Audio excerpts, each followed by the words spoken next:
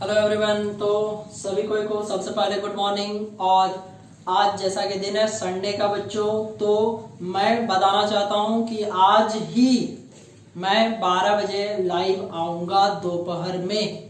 ध्यान से सुनिए बच्चों, ठीक है। और बच्चों जैसा कि आज हम लोग का एक लास्ट क्लास है चैप्टर 4 का, इलेक्ट्रोस्टैटिक्स का नहीं, इलेक्ट्रोस्टैटिक्स। कितने चैप्टर है बच्चों? 5, ठीक है। तो आज चौथे चैप्टर का लास्ट डे है, तो चलिए शुरू करते हैं। मैं Yadav and faculty department of physics, inter science college Hazaribagh.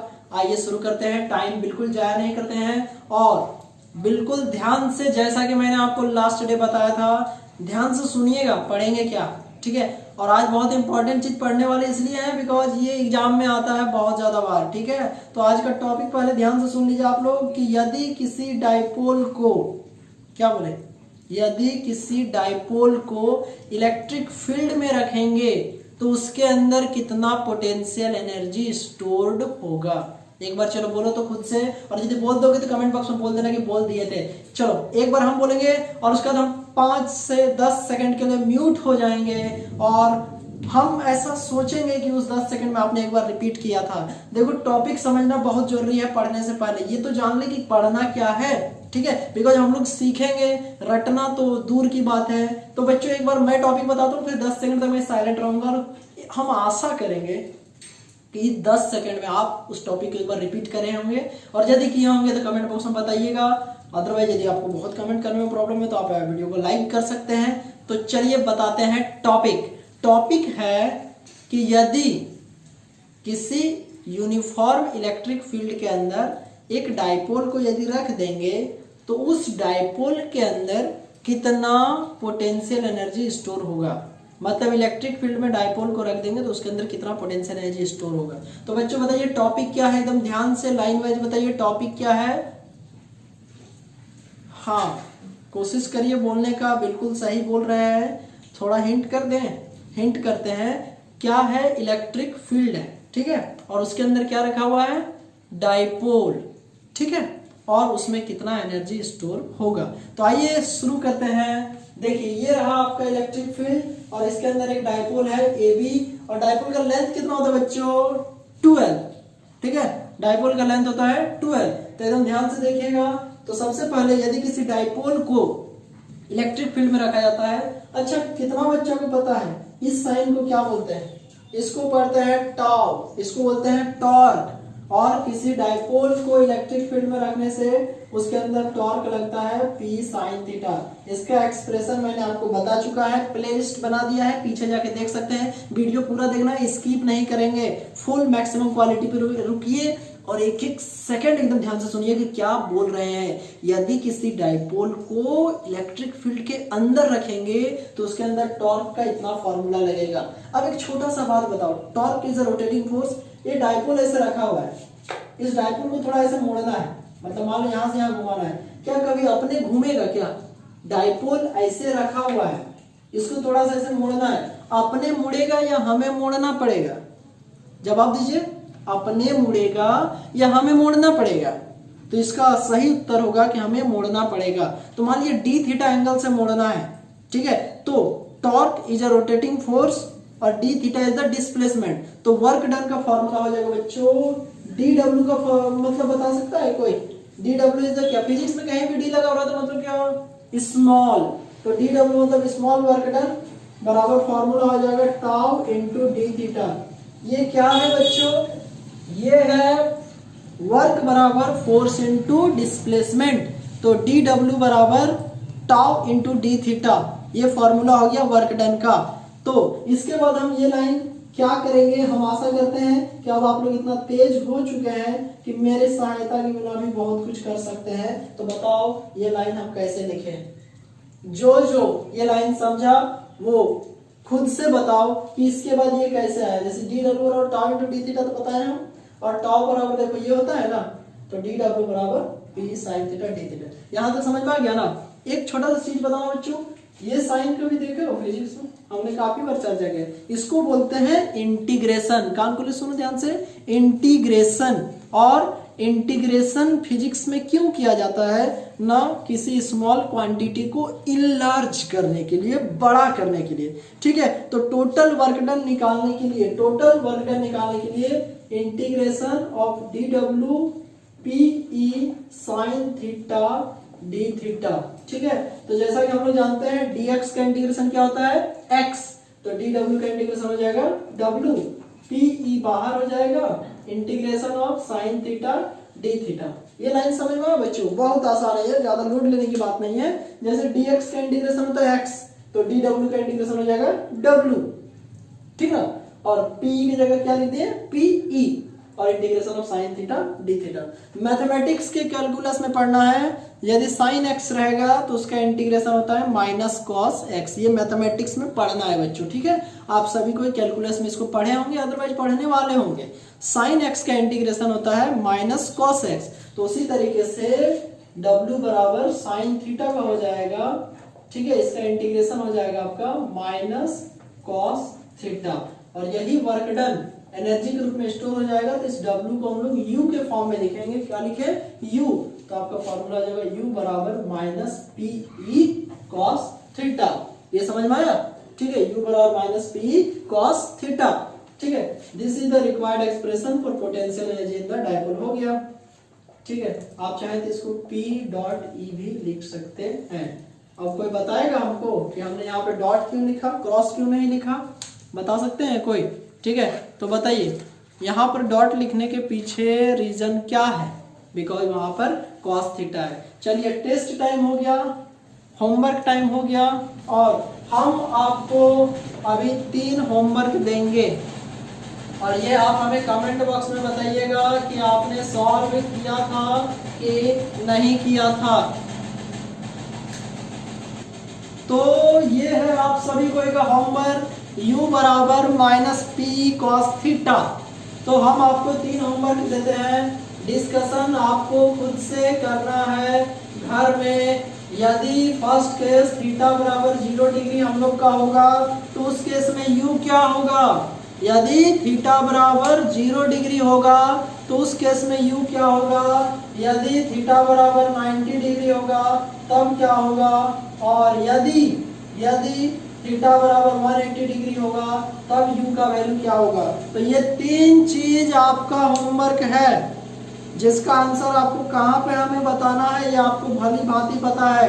तो बच्चों u बराबर माइनस पी कॉस थीटा, और 3 केस हमने आपको बताया है। इसका आंसर आप हमें कमेंट बॉक्स में बताएंगे कि यदि थीटा बराबर 0 होगा तब क्या होगा, थीटा बराबर यहाँ 90 बैठाएंगे तब क्या होगा, और थीटा बराबर 180 बैठाएंगे तो क्या होगा। आंसर का इंतजार रहेगा हमें कमेंट बॉक्स में, और हमें जरूर से जरूर भरोसा है कि आप कमेंट जरूर से जरूर करके बताएंगे। तो चलिए आइए शुरू करते हैं अगला टॉपिक आज का, जो कि इस चैप्टर का हम लोग का लास्ट टॉपिक होने वाला है, ठीक है। Last topic chapter 4।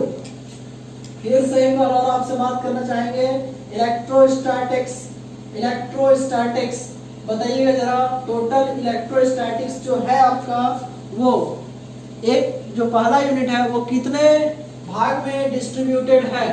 बताइए कितने भाग में डिस्ट्रीब्यूटेड है? 5।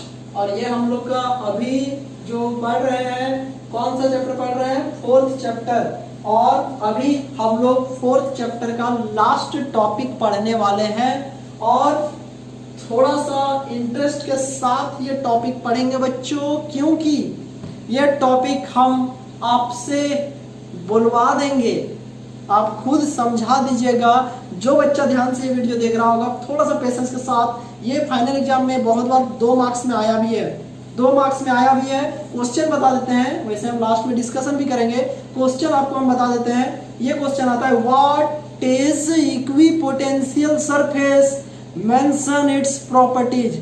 एक बार और, what is equipotential surface, mention it's 2 properties, ठीक है। टॉपिक आता है, लिख देते हैं, इक्विपोटेंशियल सरफेस।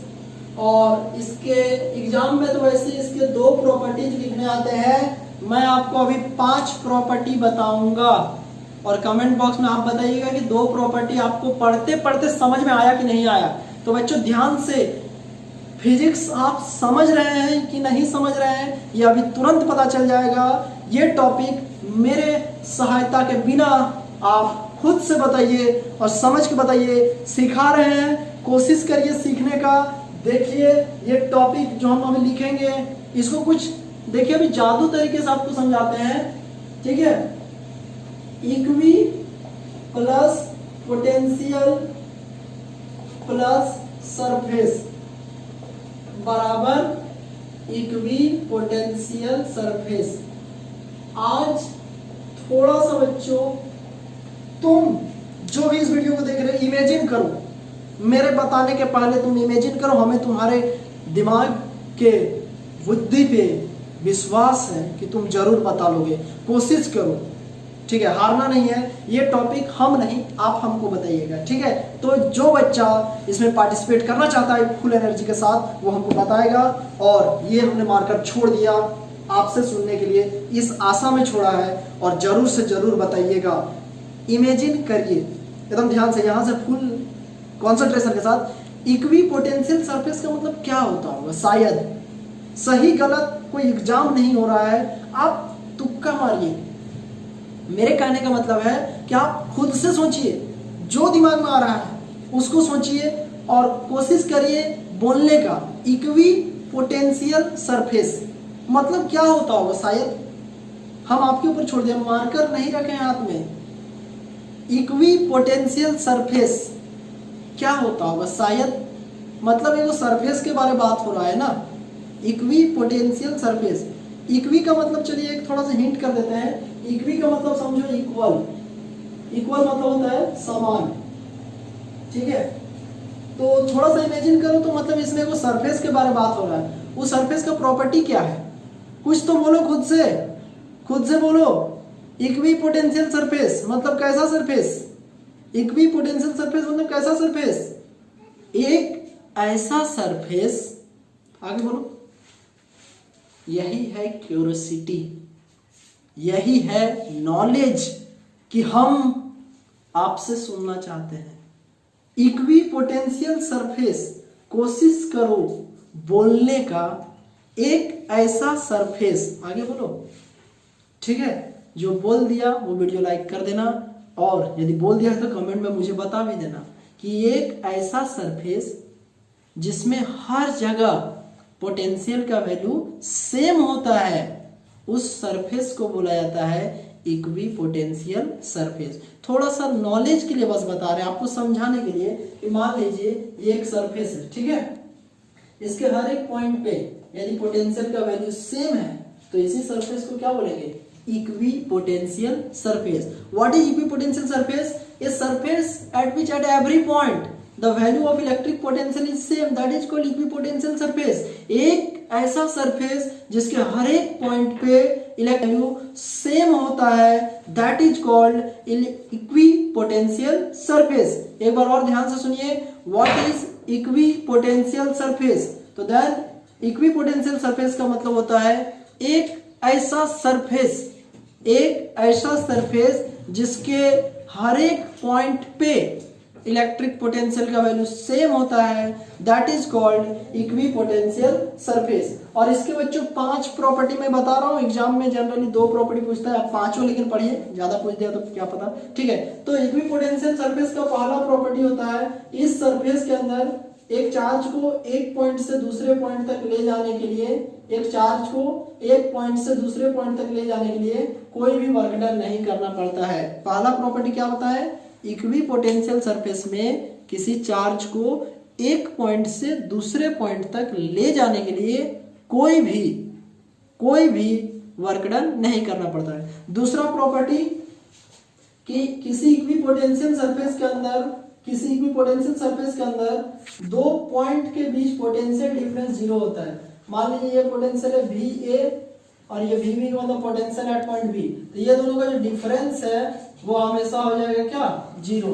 तो दूसरा प्रॉपर्टी क्या बोले कि किसी इक्विपोटेंशियल सरफेस में 2 पॉइंट के बीच पोटेंशियल डिफरेंस हो जाएगा 0।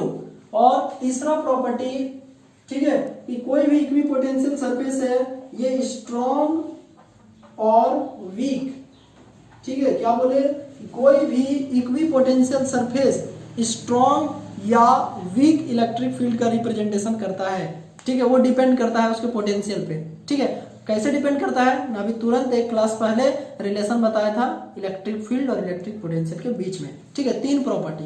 और चौथा प्रॉपर्टी बच्चों कि 2 इक्विपोटेंशियल सरफेस एक दूसरे को कभी भी इंटरसेक्ट नहीं करेगा। क्या बोले, 2 इक्विपोटेंशियल सरफेस एक दूसरे को कभी भी इंटरसेक्ट नहीं करेगा, बिकॉज यदि वो लोग ऐसा करता है तो जिस पॉइंट पे इंटरसेक्ट करेगा उस पॉइंट पे 2 डायरेक्शन आ जाएगा, 2 टेंजेंट मिलेगा जो कि 2 डायरेक्शन देगा, एक ही पॉइंट पे 2 डायरेक्शन कभी भी पॉसिबल नहीं है। तो चौथा प्रॉपर्टी क्या बताएं बच्चों कि 2 इक्विपोटेंशियल सरफेस एक दूसरे को इंटरसेक्ट नहीं करेगा, ठीक है। और चौथा पॉइंट बता दिए, नेवर इंटरसेक्ट, ठीक है।